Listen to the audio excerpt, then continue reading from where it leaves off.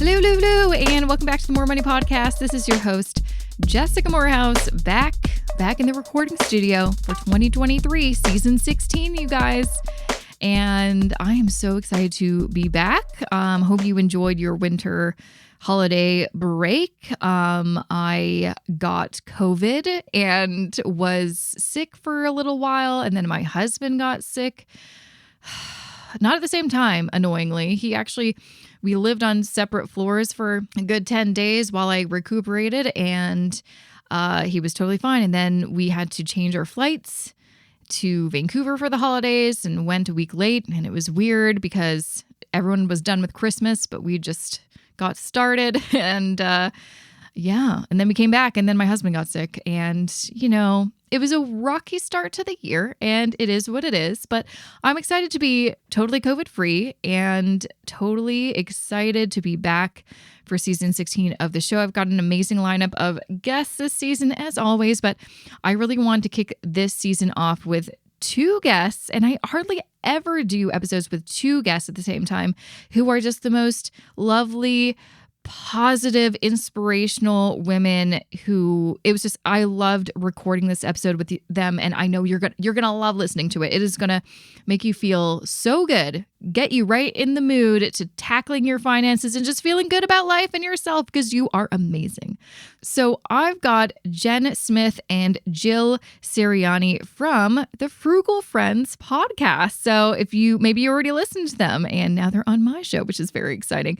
So a little bit about them in case you don't know. So Jen and her husband paid off $78,000 of debt in 2 years, which led her to write the No Spend Challenge Guide, which is a bestseller on Amazon. And Jill and her husband paid off $60,000 of debt by getting creative with their living situations and side hustles. They actually lived in an RV and house sat for an entire year and have done some interesting side hustles like mobile bartending and flipping their RV. And then they started the Frugal Friends podcast to talk about, things like debt and overcoming impulse spending, and ultimately just transforming the habits that cause us all to overspend, but in a super positive and non-judgmental mindset and lens, which I'm telling you, in the frugal space, I'm almost don't like the word frugal anymore, because I feel like when you go down that rabbit hole online and look into all of these niche blogs or social media accounts that are all about frugality, it can get a bit extreme and crazy. It reminds me of do you remember that show Extreme Couponers? Yeah, no, or not. Or there's some other one, and I don't think it was about being extremely frugal. This is 10 years ago. I just remember someone dumpster diving to get a teapot for their girlfriend. And I'm like, this is too far now. This is getting, what are we making, TLC? What is happening on this television show? So I'm super excited to have them on the show to talk about things that honestly make most of us uncomfortable, and how we can start talking about these in a helpful and, just comfortable, happy way, if that makes sense, to, start us off on the right foot in this new year of 2023. So you're going to love this episode. So let's get to that interview with Jen and Jill from the Frugal Friends. Welcome, Jen and Jill, to the More Money Podcast. I'm so excited to have you both on. What a treat to have two guests in one episode. I'm so thrilled, and fellow podcasters. I'm so thrilled to have you both on the show, because I feel like the topics that you are really known for, that you love to share with your own audience, are probably the most important topics that we can explore with what's going on in the world, which is really frugality and intentional spending. And debt, paying it off, living with it, or living with debt, quite honestly, because both of you have, really personal experiences with both. So Jen, I actually want to start with you. So you and your husband famously paid off $78,000 of debt in only 2 years, which is an incredible feat. And that also, I guess, inspired you to write the No Spend Challenge Guide, which is a bestseller on Amazon. So let's kind of go back a little bit, talk about your kind of origin story a little bit. What happened to kind of get into that debt, and what motivated you, or what helped you figure out a plan to get out? Yeah, so I spent several years with just my personal like $50,000 of student loan debt. And I was making probably just south of 40,000, maybe closer to 35,000 a year. So having that amount of debt, and I had a car loan. So it just felt paralyzing. And so I've spent years kind of ignoring it because every time I would look at it, I would get anxiety. And the only way I could live my life without anxiety was to ignore it. And I was happy living that life for several years until I met my husband. And when we got engaged, he told me he wanted to pay off his student loans. And I was personally offended because my income was about to double and I had plans for that income, and they included vacations and not fiscal responsibility. So I also felt guilty because I had double the amount of debt that he had, and I was perfectly fine ignoring it, continuously ignoring it. So we had this sit down conversation as engaged couples do. And he very graciously challenged me to think not 20 years ahead, not even 10 years ahead, but just like 5 years ahead, just a couple years ahead about what do you really want to be doing in 5 years? And how much easier could that be if you didn't have this one thing, if you didn't have the student loan debt? And I did have dreams that I wanted to accomplish in 5 years, and realized that I didn't want to be beholden to an employer. I wanted flexibility in my employment and in my lifestyle. Flexibility is super important to me. And I realized in that moment that if I had debt, I would never have the flexibility that really made me happy. And so that was kind of the turning point where I was like, okay, if we do this, I'm going to go all in, because we thought it was going to be 5 years. Like that was the plan, $78,000 in 5 years. And I didn't know a lot about personal finance or money. So I was like, okay, well, we're doing this. So I guess everything we do has to surround this. And we just went all in. And I used to describe myself as like a very like all or nothing type of person, like as a personality trait. And now I realize it was a coping mechanism because I was completely miserable. And I thought that was the way you just did debt payoff. And now that I have like 5-6 years of distance between me and my debt, realize that wasn't the only path to it. And so, yeah, paying off $78,000 in 2 years sounds very sexy. It makes for a great headline, but it wasn't the healthiest way to do it. And the shame that I felt like whenever I made a purchase, or the guilt I kept feeling about my debt for 2 years straight, and not knowing how to come out of that afterwards and being like, okay, now I'm not a bad person. Like it was really confusing. And so we share a lot of tips on Frugal Friends, like how to save money and how to do this stuff. But I think even more so, we share that this path is unique to you and your season. And that, yeah, you could go all out like I did and get there fast, or you can find another route and get there with fewer scars. Mm-hmm. I'm curious, what you mentioned, there's a lot of feelings of like shame and guilt, shame about having the debt, guilt about spending any penny. Where do you feel like that stemmed from? Was it, because I mean, I totally relate to that. I used to feel that way too. Or even if I didn't have debt, because I had a very small student loan when I paid it off, I still felt guilty about spending money. I felt guilty when I wasn't extremely frugal.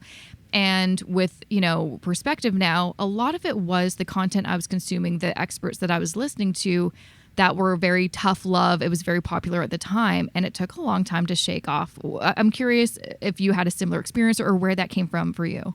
Similar. Yeah. All of the reading that I was doing online or listening to in podcasts was either demeaning people who spent money or telling you how to spend as little as possible. Yeah. There was nothing telling you, find what you value so that you can spend what your discretionary income on that and feel good about it and do it guilt-free, and then just say no to the things you don't value as much until you increase your income and you can add more things that you like. Like, nobody was saying that. They were just saying, don't spend. Just stop spending. Absolutely. And Jill, I know you have a similar story in that you were also able to pay off $60,000 of a debt in a short amount of time. What was your experience? And I'm assuming that's what kind of bonded you to Jen. They had similar kind of experiences, but then also, it also sounds like once you were able to reach that goal, you're like, now what? So do you want to kind of share a little bit more about, what was your journey like? Yeah, sure. So mine actually was not a quick journey or a clean one. My debt payoff journey included taking on some debt in the process. Eyes wide open, honestly. I know it's something that's not talked about too often. Debt, it can kind of become the absolute enemy and evil. But reality was, for me, some debt helped us to move forward and get at some of the financial goals that we had. And it benefited us not to stay stuck in that place. The goal always was to pay it off. But I graduated from my undergrad with about $33,000 of student loan debt, making about $24,000 a year starting out in the field of social work. So $33,000 might not sound like a lot of student loan debt, but when I was only making $24,000 a year, it was more than what I made in a year. So that felt very overwhelming to me. But yet, even in that process, we took out a loan for my husband to get a truck as he was starting his electrical business. We took out a loan in that process to be able to purchase an RV, which we lived in, to cut our living expenses. And all of these decisions ended up making it possible for me to cash flow my master's degree. Again, eyes wide open with the debt that we took on and what the interest was going to be and how we managed it all. But what that meant was that approximate $60,000 of debt wasn't just one day I woke up and I realized this is the amount of debt that I had. It was one day I realized it's $33,000 of student loan debt. I'm going to start paying that off. In that debt payoff, what else do I need to be doing? Okay, get the truck loan, get the RV loan, and all of that ended up being paid off in 7 years. On our very low income, I would say there were many years that even combined for both my husband and I, we were only taking home about $30,000 a year. So it took a while. It was not fun or easy, but I will say, I think, when Jen talks about some of the scars and the very true cost on her body and relationships of paying off what she paid off in 2 years, I do realize the slow and steady, I think, did provide some sustainability for me emotionally, although I was so thrilled when it was all gone. But kind of just recognizing life season, and that as long as I want to be in these nonprofit spaces and it being worth it to me for the work I get to do to make a low income, there's just a reality that comes with that and how long it's going to take to become debt-free as a result. But it still is possible. Yeah. And I think hearing a story like yours that you took 7 years is actually kind of comforting, because most people will crunch the numbers like you did. And you're like, it's just not possible to do it in a shorter amount of time. But, like you said, Jen, it was a great headline that you were able to do that in 2 years. That's exciting. That's motivating. When people see that, they're like, ooh, well, maybe I can do that. So I love that. But I also hear the other side. They're like, but when I actually try to implement it for me based off my income, my cost of living, then I kind of get demotivated because I feel like a failure if I don't do it in a radical amount of time. And I feel like the reality of it is, like you both kind of mentioned, it's a personal thing. But too often we feel very influenced by society. There's headlines, what people are chatting about. We want to be a success. And it seems like we need to do everything immediately. But that's not life. Like whether you're paying off debt or building wealth or just saving up that emergency fund, it takes time. But it's not very exciting to talk about being slow and steady. But that really is, the reality of it. It's like if you want to achieve anything, it honestly takes time. Amen. Yeah, it does. It does. And usually it's somewhere in the middle too. So when we thought it was going to take us 5 years, we got there and it took us 2. But I know a lot of people will say that didn't even go as hard as we did, we'll say, hey, we thought it was going to take 5. And once we actually started doing this and kind of like got better at spending and got better at earning income, we cut it down to 3 or 4. And so a lot of the times it's somewhere in the middle. And we put so much pressure on ourselves to be the headline that sometimes we can't be satisfied with just making small improvements. In the grand scheme of things, if your goal is to pay off your debt, that is the goal. What does it really matter if you do it in 5 years or 2 years? If you succeed in your goal, whether it takes you a little bit longer, that's still a success. But I think often, we put pressure based on our age or a specific timeline. And usually those numbers are arbitrary. You're like, where'd you even come up with that number? You're like, I don't know. Yeah. Yeah, and the journey means something because life is lived in the midst of that debt payoff. And we form habits and ideologies and perspectives and relationships in that entire time. And so that's also worth looking at. What's the cost benefit analysis of this? Sure, I could put my head down, deprive myself of everything, and get this done in a jiffy. But what is that going to do to our emotional, mental, relational health? And what patterns have we then set for ourselves? Like, that's not going to be an easy thing to reroute now that the debt's paid off. Oh, suddenly I'm going to let my foot off the gas. It usually doesn't happen that way for us. So I think we also want to look at the journey matters, the things that we are building inside of ourselves, how we're equipping ourselves to make wise financial choices are happening in the midst of the debt payoff, and they will follow us after the debt payoff. And even like I always kind of give the example of fitness and physical health. It's if there's no crash diet that's going to work long term. So why would doing some sort of crash diet with your finances be the solution? But I think it's often because it's painful. It is painful dealing with your financial struggles, and we just want to get it done as quickly as possible. But like you both said, it's just there are some ramifications that I don't think we put into that calculation that are, like I said, it's like I had to do some work on myself to unlearn some really bad habits that I thought were good because I'm like, oh, look how frugal I am, and and I'm like, ooh. That actually is preventing you from doing some other good things. And it's there's some things you have some other issues that you need to work through. I'm curious though, since you mentioned how important the journey is, which I completely agree. What were some things that were positive things that you learned on your journeys? The biggest thing I think, and this came from the book, the No Spend Challenge Guide that I wrote. I originally did that because I was just trying to save as much money as possible. It was literally a race to the bottom to see how little I could spend. And what I actually got out of it was, sure, maybe I put an extra $100 to $300 towards debt in that month. But what I actually got out of it was it forced me to pause before I made habitual spending, purchases, to think about why I was doing it. And I thought I was already frugal because I was buying generic. Yeah. And I would get the tall at Starbucks instead of the grande. Yeah. I thought I was crushing it. But I didn't stop to think do I actually need this thing on sale that I'm buying? Could I meet this, need in buying this coffee in some other way? I'm ending up in this drive-through just because I happen to be on this road at a certain time of day and I don't know how I got here in this drive-through line, It forced me to have to think about those.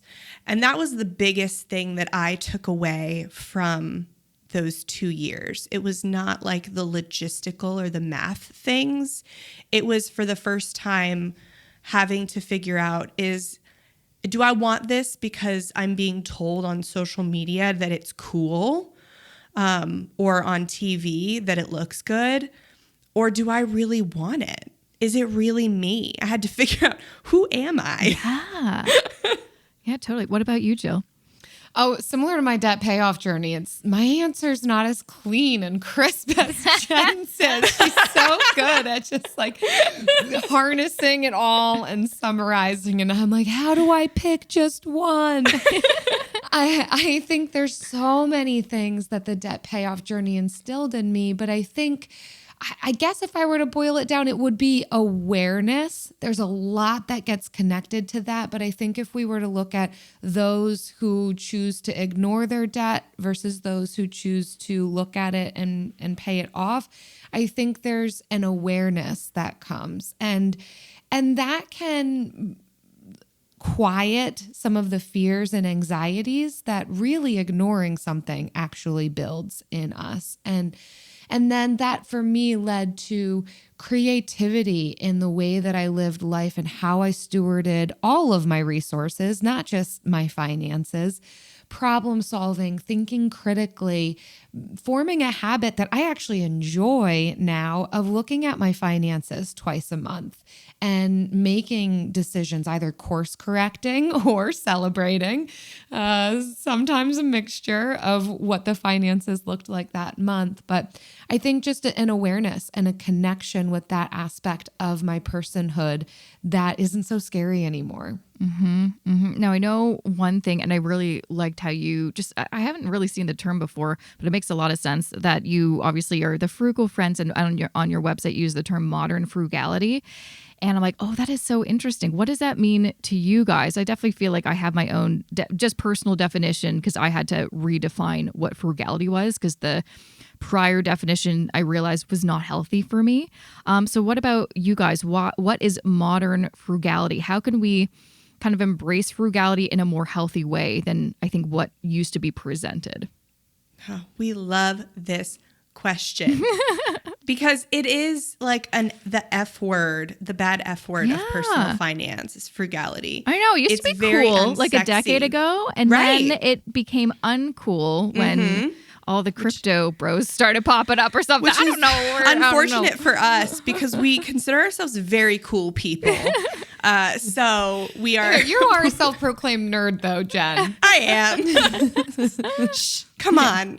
We're guests. Come on.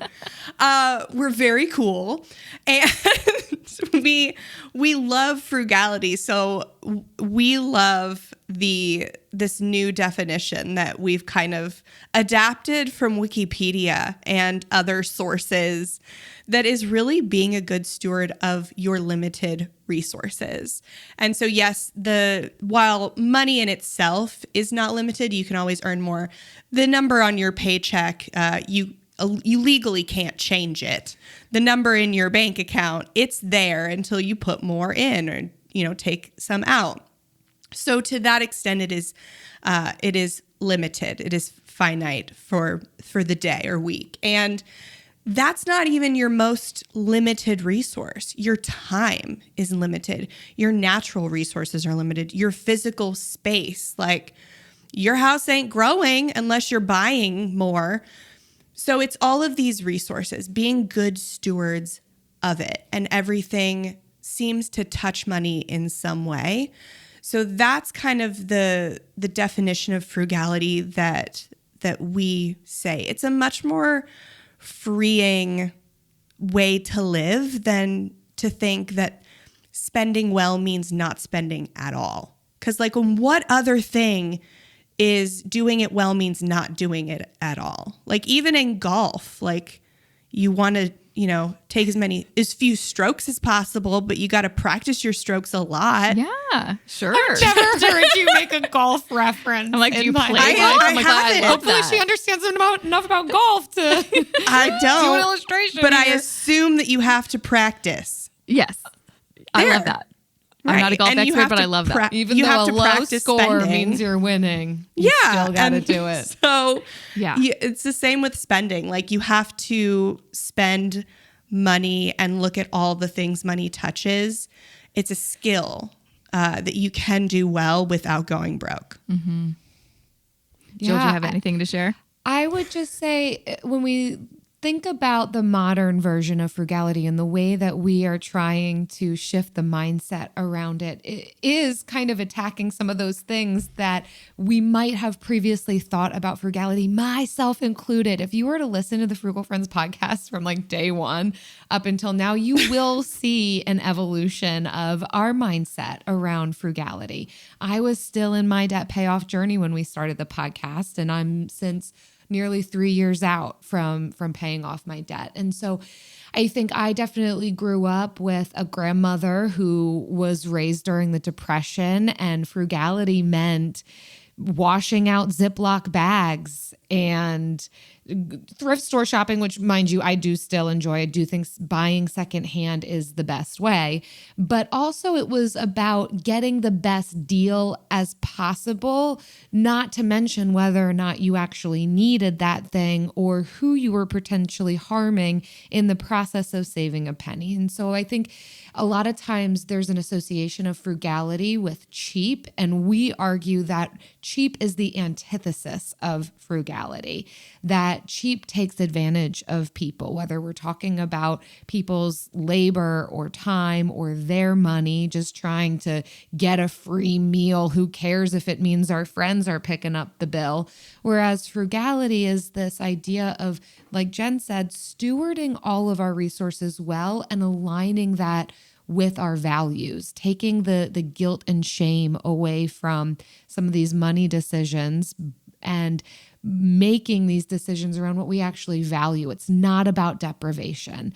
It's about what can I absolutely say yes to because it's super important to me, and then what's left over that I can ruthlessly cut and say no to because it's no skin off my back. I don't actually value it. Mm-hmm. Like, I think it's really going back to what we kind of touched on before, is getting away from this idea that to be good with money or to undo some of the maybe, quote unquote, bad that you did with your money, you have to take an extreme approach.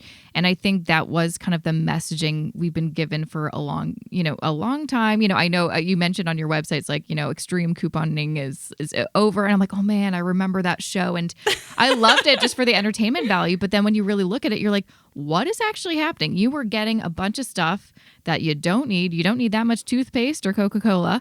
And a lot of this stuff wasn't, healthy products. They were like, super manufactured, high sugar. And they just, but it was just like, ooh, but look I paid $10 for it. You're like, but you spent like all week just working on this one grocery haul. It just doesn't make sense at all, because you were really not thinking. You're spending all this time making a plan on how to get all this stuff, but you're not really thinking about, do you even need all this stuff? Mm-hmm. No. Yeah. And we don't have to be an extreme couponer to see that pop up in our own lives. Sometimes it can just be about the thrill of getting a deal without actually evaluating or assessing if that deal on that thing is actually a thing that I want.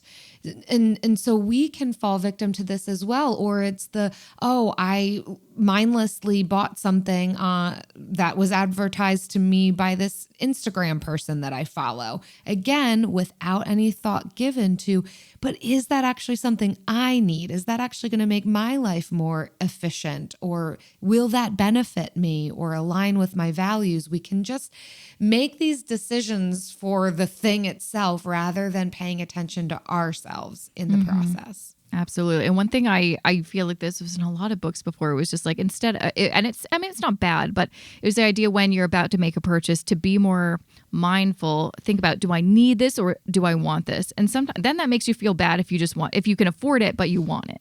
So you should only spend your money on needs, which that's just not, life. You can have fun and spend your money. And now I've kind of shifted my mindset to ask myself, is this hindering or helping me reach my goals, which is such a more positive way to think about it? Or is this helping me grow my net worth or reduce my net worth? So it's like, if you're getting into further debt because of consumerism, well, then it's not helping you grow your net worth if that's one of your overall goals. But it takes time to really, and listening to people like you, that to reframe that, because so much of this is like ingrained in us, either from the content we've consumed over years or just from hearing it from our friends and family since we were young. And it's hard to kind of unlearn some stuff. I'm curious because, I talk a lot about on this show about how our upbringing really does have such a huge impact on how we approach money into adulthood. Were there some things that on your journeys you had to unlearn because you're like, wow, I didn't even realize I did that. That was so automatic. I don't think that's something that I want to continue with.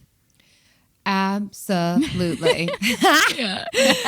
Again, it has shifted for me. And a lot of that is this community, being in this space, talking about it, your listeners exposing yourselves to these kind of ideas. It will benefit us. But I would say one of the biggest examples of a shift for me of growing up, what I was taught about money into today is that thrill of the deal. And you only get something if it's on sale, or you just don't buy at all. But what that then instilled in me is I really wanted to go shopping. I wanted to get things. There was something about collecting items and then especially getting a deal for those items that became an activity for me.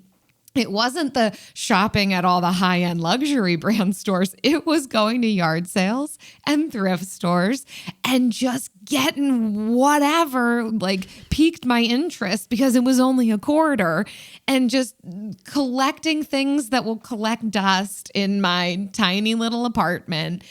And I didn't actually value these things. It was just an activity, and it was the thrill of the deal. None of it was actually serving me or benefiting me or actually a value of mine. And so it wasn't for me until the extreme lifestyle of RV living, where I couldn't bring more things into my home, that I realized I don't actually care about doing thrift stores. It's like a verb for me, thrift store shopping as an activity. That wasn't, I thought that it would be such a loss. I don't have room to pull stuff into my 170 square feet. And then you took that away because my lifestyle demanded that I could no longer do it. And I realized, no, I like being out in nature and going for walks and getting together with friends and eating meals together and being content with the way that my environment looks and not trying to find more decor to fill it for 25 cents. And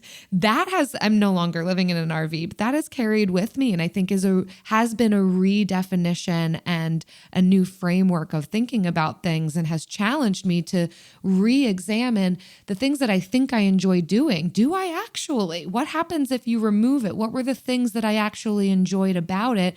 And for me, I still go to thrift stores and yard sales. I love it, but only when I need something, only when there's something that I'm lacking in the renovation process now in my new home that I want to buy secondhand. That's where the true value is recycling, reducing waste. And yeah, it's nice to, not have to pay full price for something. Yeah. Amen. Lots of similarities to that story. But I think to take it, more specifically for me, to think that spending money and shopping is the hobby, is the way to have fun. And I know I'm not alone in this, because I got an email once from a listener who was like, so I know you have an episode about how to make frugality fun, and what episode was that? Because I'm just not finding frugality to be fun. I love spending money. And I was like, honey, you are me. I am you. But what's the actual fun part about handing over your card? What's the fun thing about going to the mall and buying lotion at Bath and Body Works, which we live in Florida? It's 100% humidity. You don't need lotion here. And what is the fun? Yes, there's an endorphin hit in that second, and then it's gone and you're left with stuff. But if you think about what is actually fun, it's not the act of handing over your card and spending money. It's going out with a friend and browsing. It's the actual activities and the relationships we have that surround that stuff. And so how can we have the actual true fun that doesn't involve handing over the credit card? And again, it doesn't mean cutting everything. It's not Correct. deprivation, but if we're realizing I'm only doing this for entertainment purposes, that's where we can reevaluate. Oh, is there a better way to be spending my time that's actually going to be more beneficial for me? Yeah. Yeah, no, absolutely. I feel like, and I think, the issue with that, a lot of us, especially women, have to unlearn that or shift our mindset because of the stereotypes that we were brought up with. Women were shoppers. I mean, I remember distinctly when I was a kid, there was Mall Madness, this board game that I actually did just recently buy as an adult. It's fun. But I always wanted it because I'm like, oh my gosh, how cool, a board game about going to the mall and shopping. And it's just, and then also when you're a teenager or middle school, what do you do with your friends? You go to the mall and you walk around and you shop and you buy stuff. And so if that is like we start that habit young, it is very hard to shift.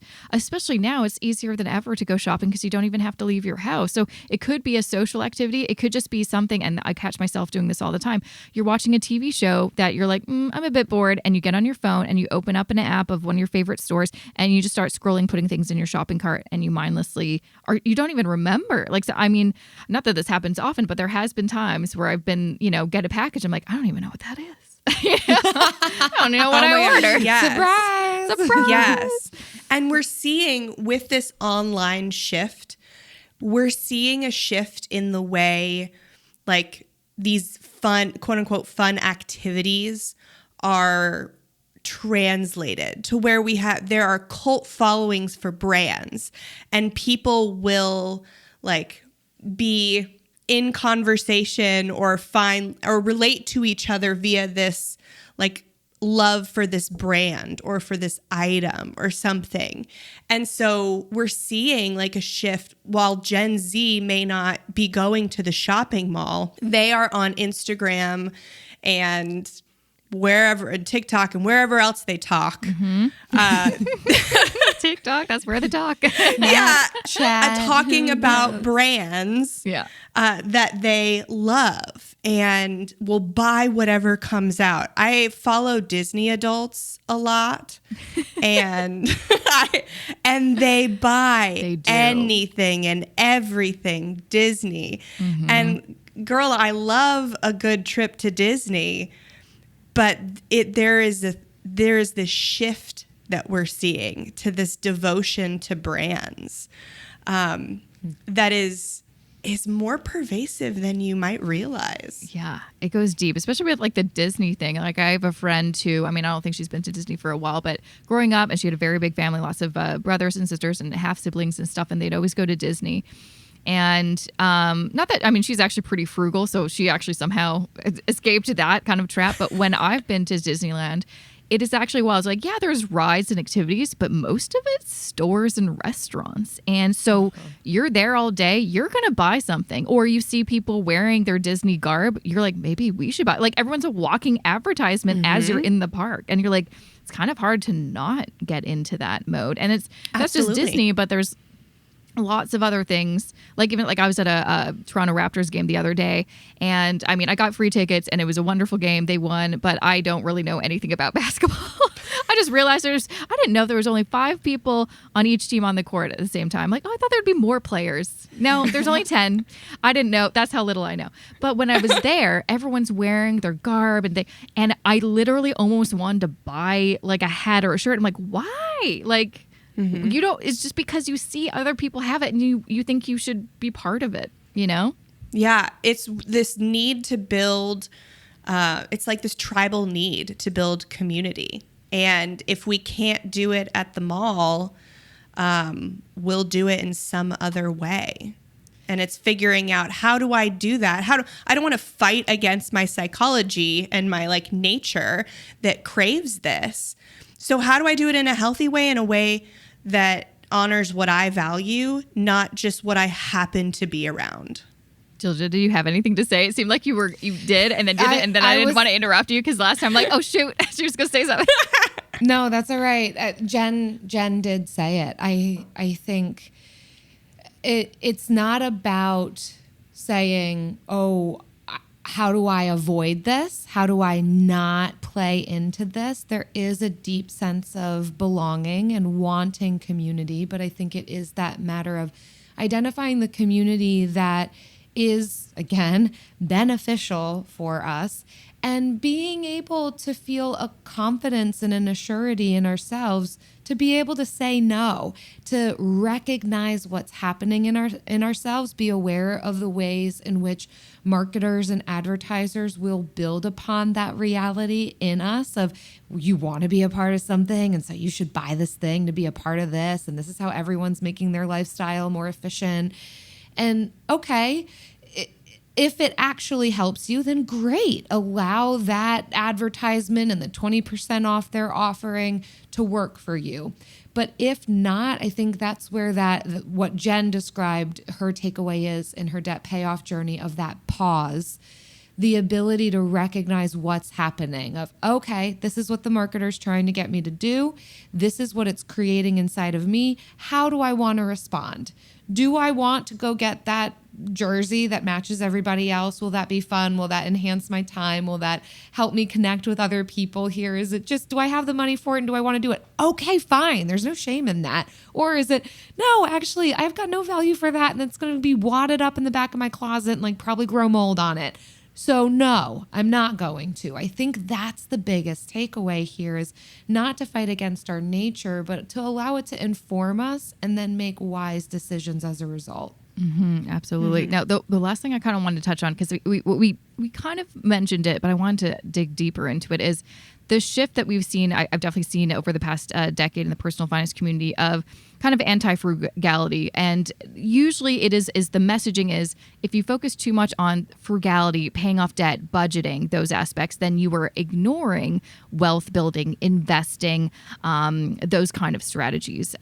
But I mean, no, they're all part of the whole same thing, which is overall financial planning.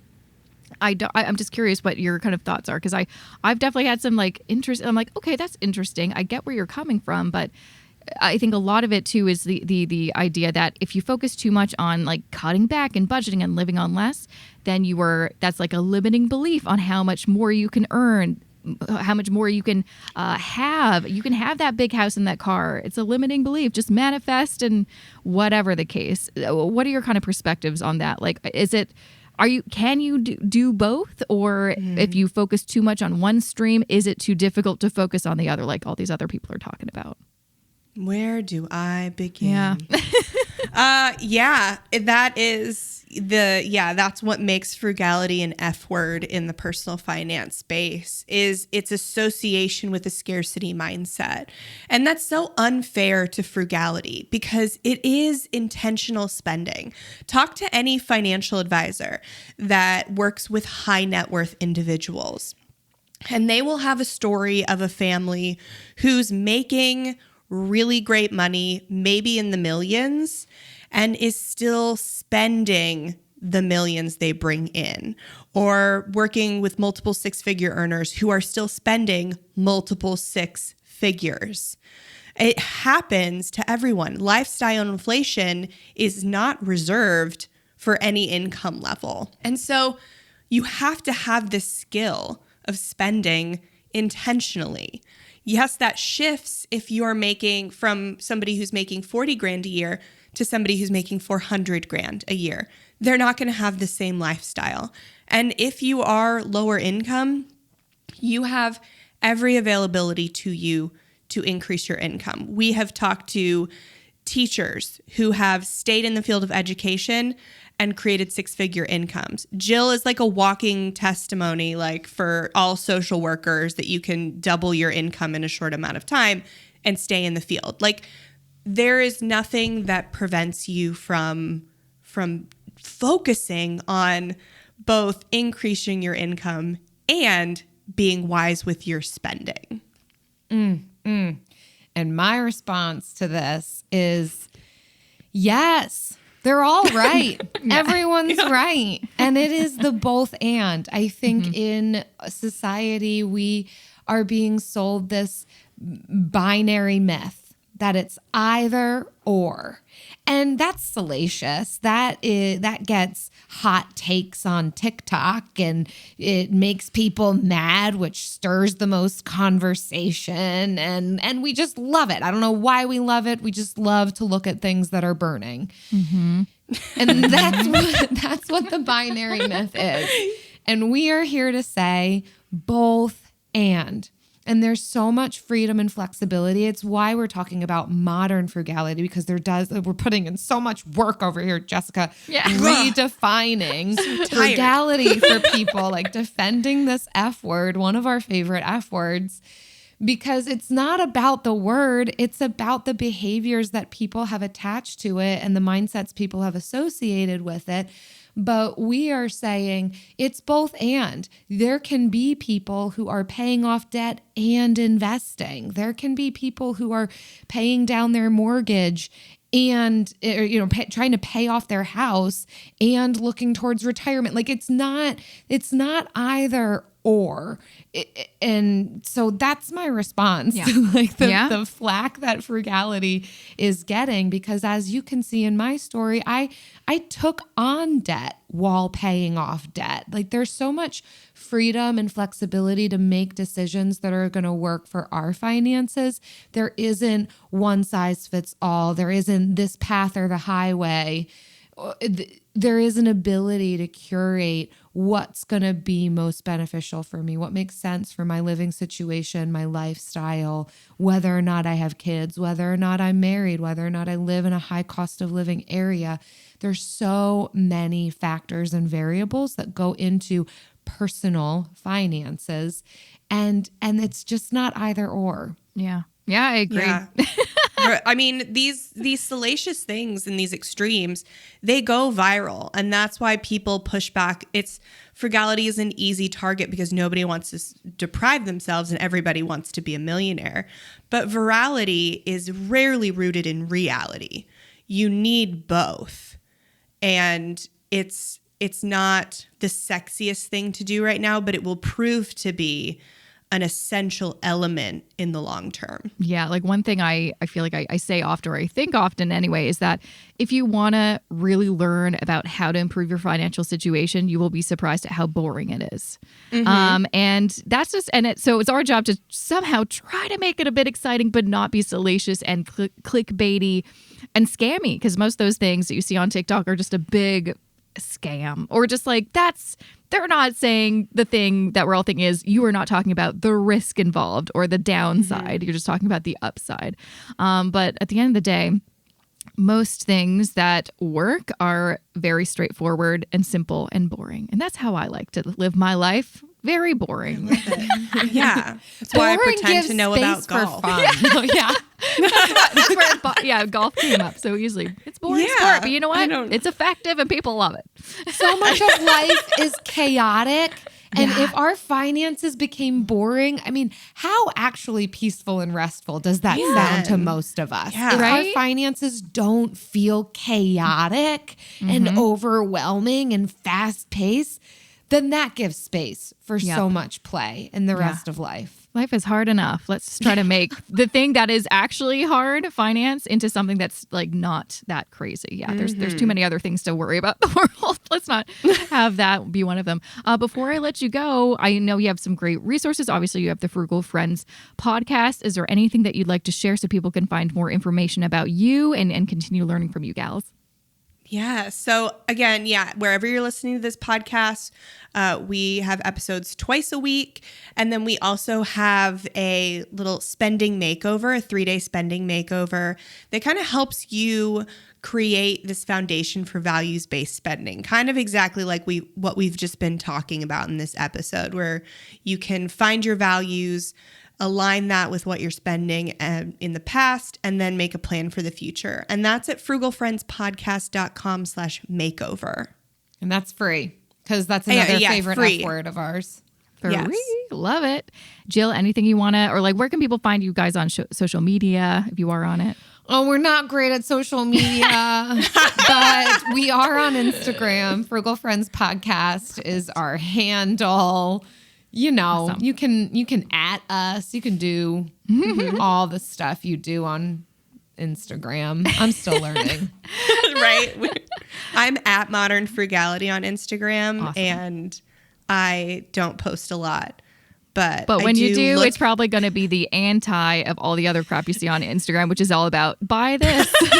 So if you want some positive influences on Instagram, my follow you word. guys, right? Yeah. Everyone's a Yeah. commercial. I know. Yeah. I know. I mean, I love making money, but you got to balance it. Yeah, exactly. It's all about balance. Well, thank you so much, you two, for being on the show. It was a pleasure having you on. It was a double pleasure for having you both on at the same time. I loved this conversation. So thank you again. Likewise, Jessica. Thanks for having us. Yes, thank you. And that was episode 351 of the More Money Podcast with Jen Smith and Jill Sirianni. Make sure to check out their show, The Frugal Friends Podcast. You can find it at frugalfriendspodcast.com. You can also find them on Instagram at Frugal Friends Podcast and on YouTube, youtube.com/c/Frugal Friends. Also TikTok, tiktok.com/@Modern Frugality. But modern, no, modern is spelt totally correctly. I like had a moment where I forgot how to spell the word modern. I'm like, isn't there an I in there? No, that's not how you spell that. So yeah, that's tiktok.com/@Modern Frugality, like normal. But I will include all of these links so you can find out more about both of them and their podcast in the show notes for this episode, jessicamorehouse.com/351. And I'm not leaving things there because this is a special week. And I promised this at the end of last season. I am going to grace you. I mean, please grace me. Yeah, you know, I am coming back here for another episode tomorrow for a special solo episode. And please listen to it. It's a video. Gosh, where are we right now, Jessica? We're in a recording studio and there's a microphone in front of you. Focus. This is a special podcast episode that I'm going to be doing to give you a little life update about what's been going on with me. I rarely do that, or I do that little snippets at the end of the episodes, but I know some of you just don't listen, and that's okay. You're busy, and that's fine. But also part of it is I did a call out on Instagram and my email list to see if any of you had any questions to ask me, a little AMA, and I'm going to be spending most of that episode answering your very specific, these questions got real specific about financial situations. So make sure to listen to tomorrow's special solo episode where I share a little bit about me and then answer some of your questions. And if you like it, maybe I'll do some more of those AMA episodes. I think those are a lot of fun. So that is really it for me. I hope you enjoyed this episode, and I hope you're looking forward to this season because I'm very excited. I've got a really great lineup of guests. If you want to know, I've basically been recording new episodes since the beginning of December, and I think I've got enough episodes to take us to already mid-April. Look at me being all proactive and stuff.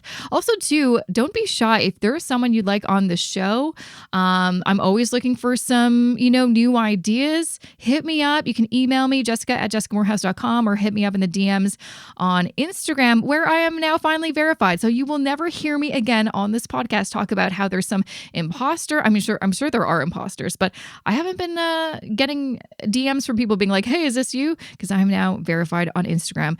Thank you, Instagram gods. But yeah, let me know on Instagram or however you want to contact me if you have an idea for a future guest. I love getting recommendations. So big shout out to my podcast editor, Matt Rideout, and I will see you back here tomorrow for my solo episode. Have a good rest of your day.